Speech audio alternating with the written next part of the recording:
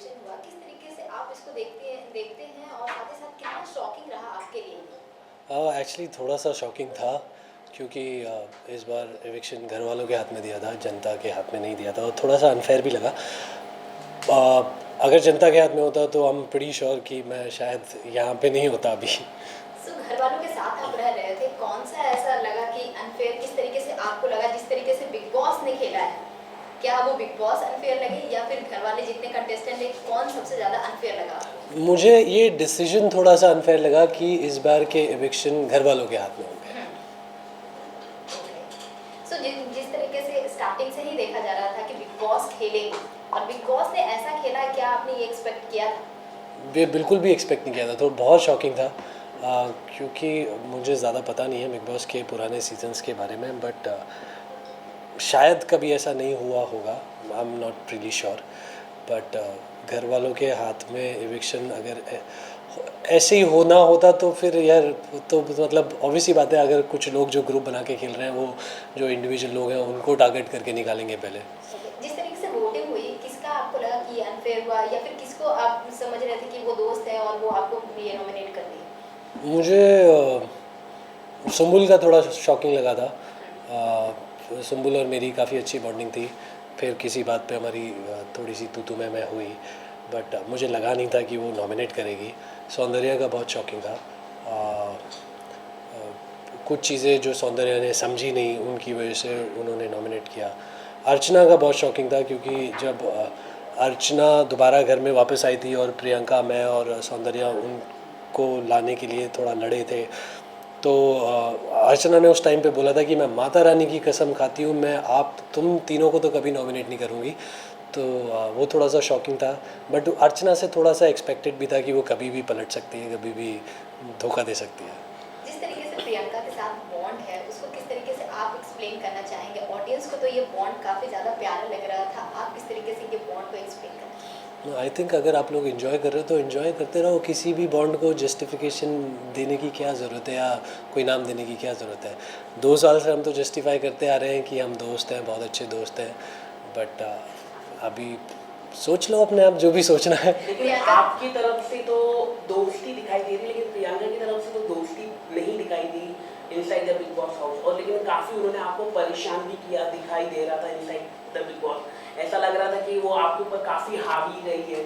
अगर आपके मतलब देखा जाए तो उस पर आप क्या कहना चाहोगे? मतलब it's look like a torturing, और आपको टॉर्चर कर रही थी। ये ऐसा आपको लगता है ना, क्योंकि आप दिन में 1 घंटा देखते हैं, आप 24 घंटे साथ नहीं होते, ऐसा आपको लगता है। नहीं, लेकिन जिस तरह से भी हुई, मतलब आप जब काफ़ी नाराज़ भी हुए, आप चिल्लाए भी आपने कहीं। क्या आप अपने दोस्त से कभी लड़े नहीं हो?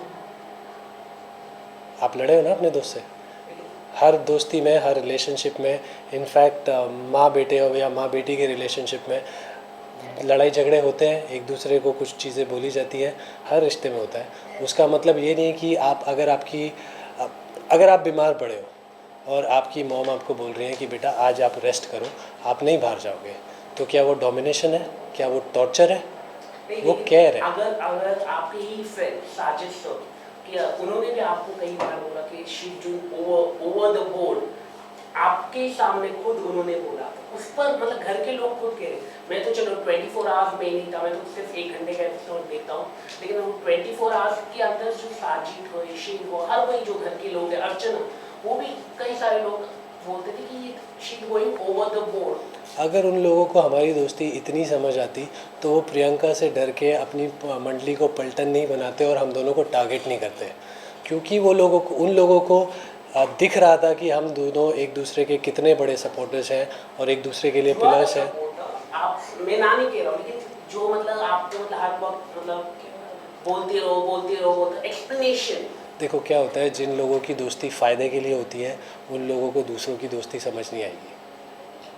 मैं जानना चाहूँगी बेस्ट मोमेंट क्या कुछ रहा है प्रियंका के साथ आपका? बेस्ट मोमेंट जब घर से चिट्ठी आने वाला टास्क था और प्रियंका को वो चिट्ठी पढ़ने का मौका नहीं मिला था और मैंने उसके लिए एक ऐसी चिट्ठी पढ़ी थी, तो आई थिंक वो बेस्ट मोमेंट था। प्रियंका के अलावा और किसे आप ये ट्रस्ट करते थे और हमेशा उनके साथ बॉन्ड बनाकर रखना चाहेंगे? साजिद सर, उन्होंने हमेशा मुझे सपोर्ट किया है और मुझसे भी जितना बन पड़ा मैंने किया उनके लिए। और हमारी दोस्ती जो भी हुई वो किसी गेम की वजह से नहीं हुई, वो दोनों के पर्सनल इंटरेस्ट की वजह से हुई। उनको भी सिनेमा बहुत पसंद है, मुझे भी सिनेमा बहुत पसंद है, तो हमारी बातें भी ऐसी सिनेमा से ही शुरू हुई।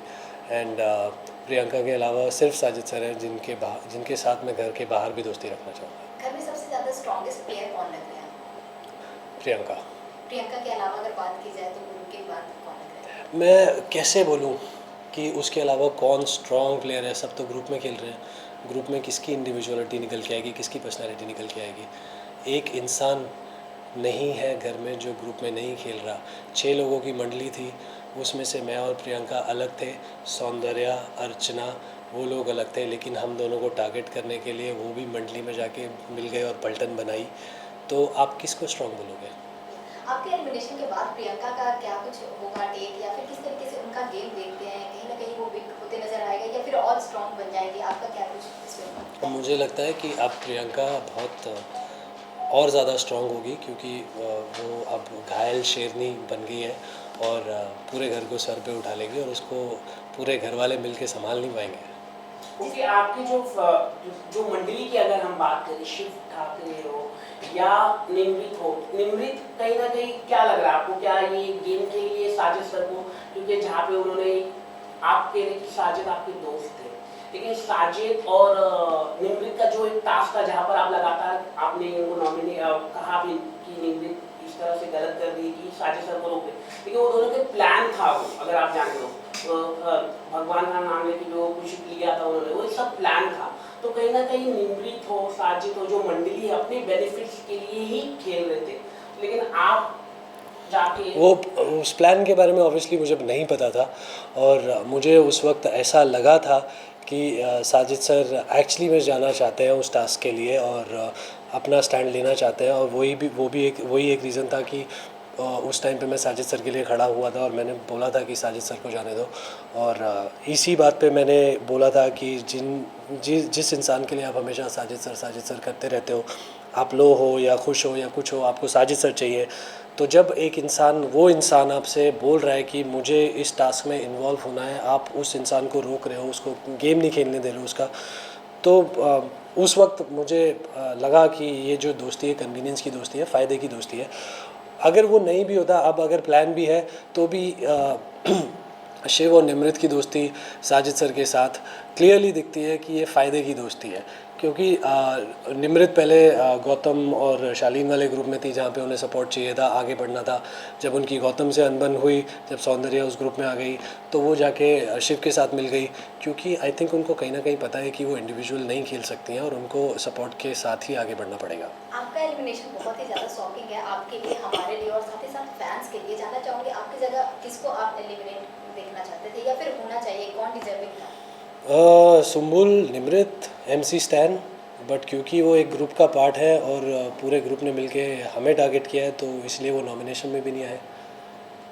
जिस ओके, तरीके से फैंस अगर स्टैंड हम ले बात रहे करें हैं, शिम्बुल हो या शालीन हो, ये तीन जो एंगल चले, टीना का लव स्टोरी जो चला, फेक भी चला, क्या लग रहा है आपको इन तीनों के बारे में? इन लोगों के शिम्बुल भी काफ़ी ड्रामेटिक हो गई थी अंदर, आप क्या कहना चाहोगे?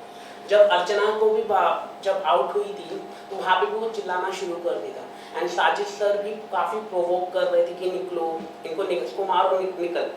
तो हाउ यू सी द ये तीन मंडली थी, ये फेक लव स्टोरी चली अंदर? मुझे ऐसा नहीं लगा कि सुम्बुल और शालीन की कोई लव स्टोरी थी, क्योंकि सुम्बुल के साथ मैंने काफ़ी बातें की है, मेरा उनके साथ अच्छा बॉन्ड भी था, तो मैंने उन्हें जितना समझा है वो एज अ पर्सन है ऐसी कि वो अपने दोस्तों को गले लगाएंगी, उनके लिए कुछ चीज़ें करेंगी, उनका काम करेंगी।